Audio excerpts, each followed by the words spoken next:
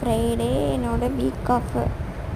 5th day night shift போயிட்டு மறுபடியும் second shift B shift போகணும். என்ன பண்ணுறதுனா விஜிபி கூப்பிட்டு போகிறேன்னு சொல்லிட்டு கம்பெனியில் சொன்னாங்க. அதனால பி ஷிஃப்ட் போயிட்டு மார்னிங் ஃப்ரைடே கிளம்பலாம் அப்படின்ட்டு இருந்தோம். பார்த்தா டேட்டை மாற்றிட்டானுங்க, விஜிபி டேட்டையும். அதனால் ஃப்ரைடே இருந்திருந்தேன். நானே ஃப்ரெண்டு இருந்தோம், நைட் ஷிஃப்ட் போயிட்டு தூங்கிட்டு இருந்தோம். எழுந்திரிச்சு பசிச்சுட்டு சாப்பாடை வச்சுட்டு காயெல்லாம் கட் பண்ணிட்டு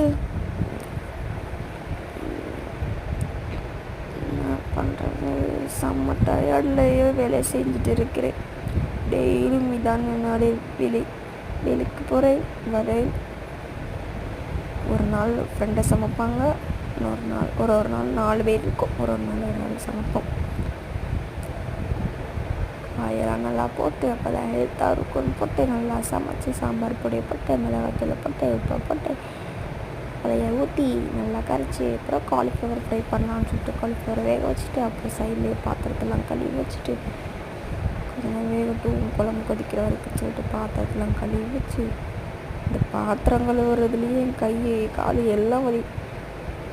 ஆல்ரெடி 8 வரங்க நின்றுட்டு வர்றதுலேயே எனக்கு ரொம்ப வலிங்க. இதில் இந்த பாத்திரத்தை கழுவுறது அதை விட வலினா வலி, வேதனை வலி.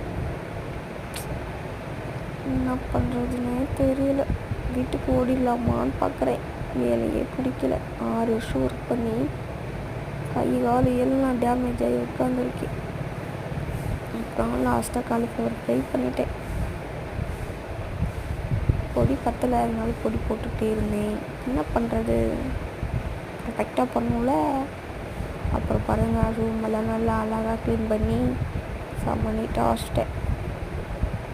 கிச்சன் ரூமை மட்டும் எப்படி சூப்பராக இருக்கா. 12 மணிக்கு சாப்பிட்ற காலைல சாப்பாடு. இப்போ துணியெல்லாம் துவைச்சி போட்டு டே வீக் ஆஃப் டே போயிடுச்சு எனக்கு.